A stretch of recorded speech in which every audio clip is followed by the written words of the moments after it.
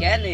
আরে আই দিন দুটো প্রশ্নের উত্তর সারা দিন সারা রাত ধরে দিব আমার এখন সময় নেই বাবু আমি মাটিতে এসে নি আয় একটু পরে আসছি আরে বেশি না দুটো প্রশ্ন একটু পরে আসছি এইটা দুটো প্রশ্ন সেই আরে বাবু তুমি সারা বল রাত নে ঘুম হয়নি নে বাবু তাড়াতাড়ি বল বাবু ওই মাঠে যাবো গরু সরাতে হবে বাবু শোন